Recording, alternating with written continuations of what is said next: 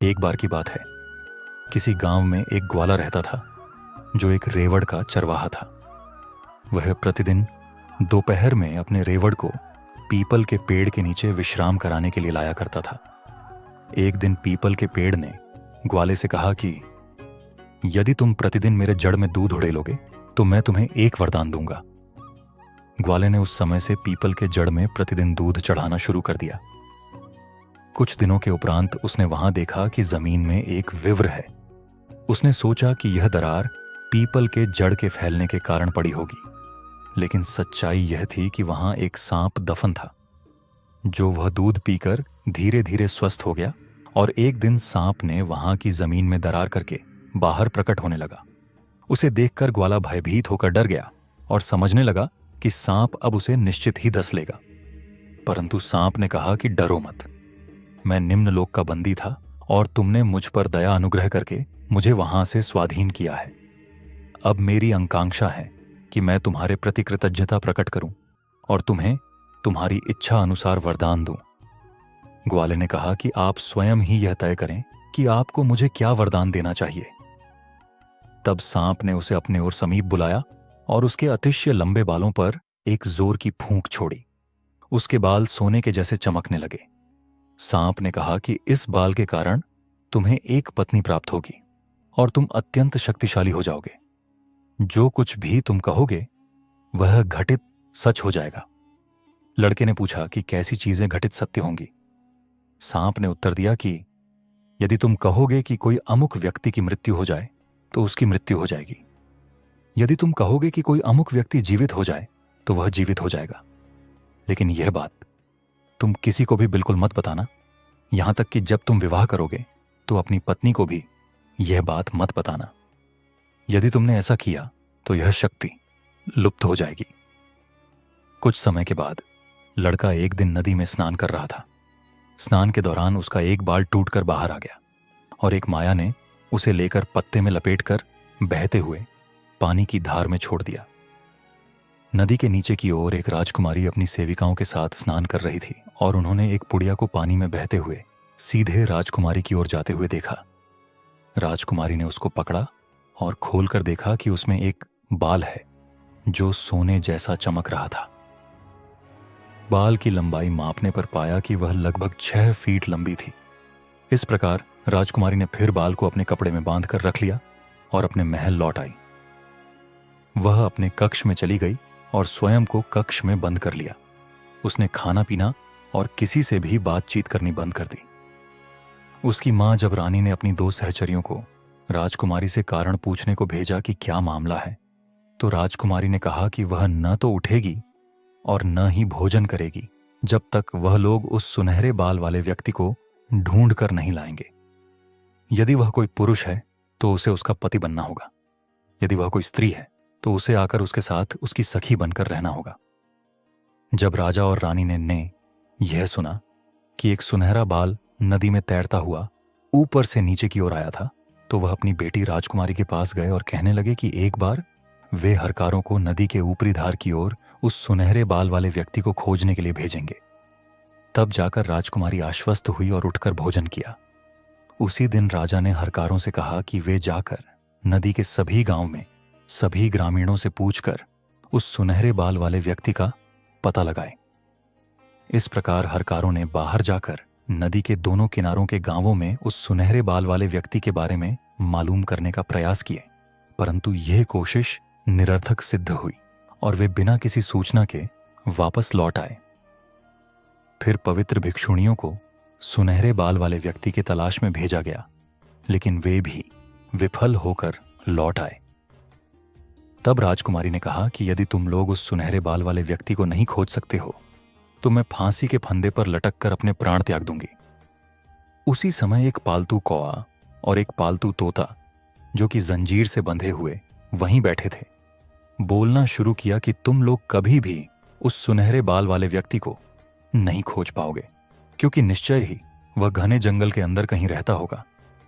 यदि वह गांव में रहता होता तो इन लोगों को मिल गया होता, परंतु हम लोग अकेले ही उसे ढूंढ लाएंगे। हमारी जंजीर को खोल दो, हम लोग उन्हें खोजने जाएंगे।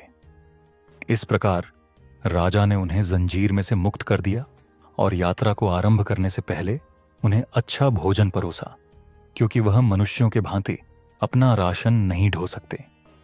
फिर कौवा और तोता नदी के किनारे किनारे ऊपर उड़ते गए और काफी लंबी खोज के बाद उन्होंने सहसा जंगल में ग्वाले को पीपल के पेड़ के नीचे अपने मवेशियों के साथ विश्राम करते देखा। वह नीचे उतरे और पीपल के पेड़ पर बैठ गए और आपस में सलाह करने लगे कि कैसे उस लड़के को फुसलाकर यहां से ले जाए। तोते ने कौए से कहा कि उसे जानवरों के नजदीक जाने में डर लग रहा है, इसलिए मेरा प्रस्ताव है कि पेड़ के नीचे जहां लड़के की छड़ी और चादर के पास उसकी बांसुरी पड़ी हुई है, तुम नीचे उड़कर वहां से उसकी बांसुरी को उठा लाओ। फिर कौवा एक डाल से दूसरे डाल पर उड़ते हुए गया और अकस्मात नीचे लपक कर बांसुरी पर पंजा मारते हुए उसे अपने चोंच में उठाकर उड़ गया। जब लड़के ने यह देखा तो वह अपनी बांसुरी को वापस लेने के लिए कौवे के पीछे दौड़ा। कौवा उसे लालच देते लुभाते हुए एक पेड़ से दूसरे पेड़ पर उड़ता फड़फड़ाता रहा और लड़का उसका पीछा करता रहा। जब कौवा थक गया तब तोते ने कौवे से बांसुरी को ले लिया और इस प्रकार दोनों उस लड़के को राजा के शहर में ले आए। वे दोनों उड़कर राजमहल में जा पहुंचे और लड़का भी पीछा करता हुआ वहां चला आया। दोनों पक्षी उड़कर उस कक्ष में प्रवेश कर गए जिस कक्ष में राजकुमारी थी, और वहां उन्होंने बांसुरी को राजकुमारी के हाथ में गिरा दिया। लड़का भी पीछा करता हुआ वहां कक्ष में चला आया। लड़के ने राजकुमारी से बांसुरी लौटाने को कहा। तब राजकुमारी ने कहा, यदि वह उसे विवाह करने का वचन देता है तो वह उसकी बांसुरी वापस करेगी, वरना नहीं। लड़के ने कहा, वह कैसे अचानक उसे विवाह कर सकता है जबकि वह अभी तक उसे जानता भी नहीं है। लेकिन राजकुमारी ने कहा, हम लोग काफी लंबे समय से एक दूसरे को जानते हैं। तुम्हें याद है, एक दिन नदी में नहाते समय तुमने एक पत्ते में अपने बाल को बांधकर नदी की निचली धारा में बहने के लिए छोड़ दिया था। वही बाल हम लोगों का बिचौलिया बनकर हमारी पहचान करा चुका है। तब लड़के को याद आया कि कैसे सांप ने कहा था कि उसके बाल के कारण उसे पत्नी मिलेगी। उसने राजकुमारी से पूछा, मुझे वह बाल दिखाओ जो तुम्हें मिला है।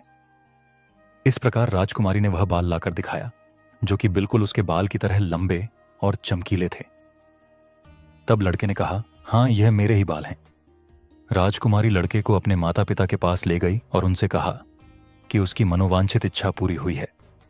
अब यदि वे विवाह के लिए राजी नहीं होंगे तो वह लड़के के साथ भाग जाएगी।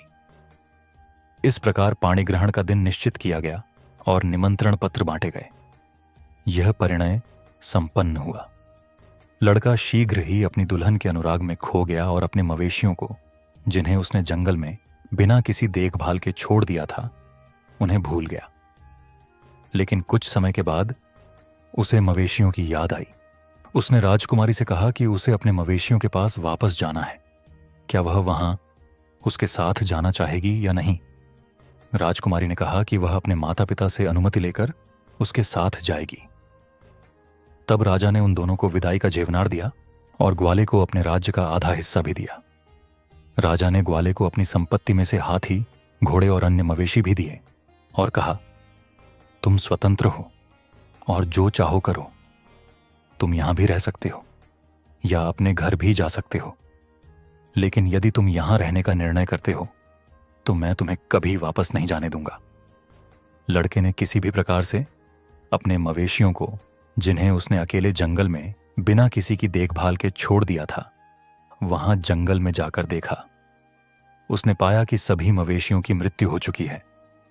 यह देखकर उसका हृदय वेदना से द्रवित हो उठा और उसके नेत्र आंसुओं से भरकर विलाप करने लगे। तब उसे सांप का दिया हुआ वरदान याद आया कि वह किसी भी मृत शरीर में प्राण डाल सकता है।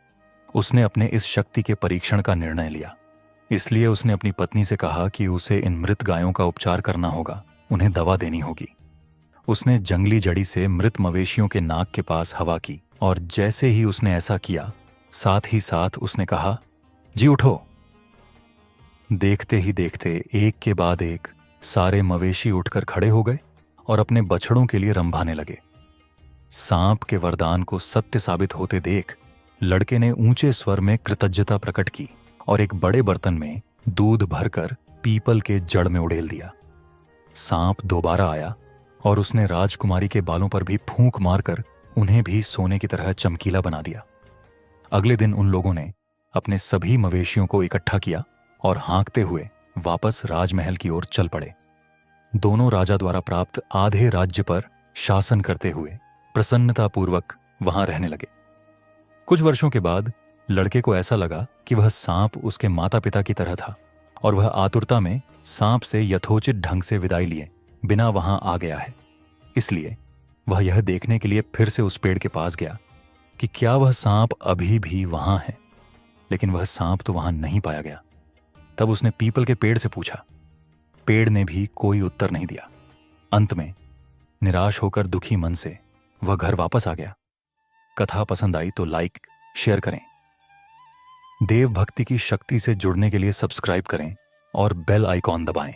कमेंट में श्री कृष्ण लिखना न भूलें। हरे कृष्णा।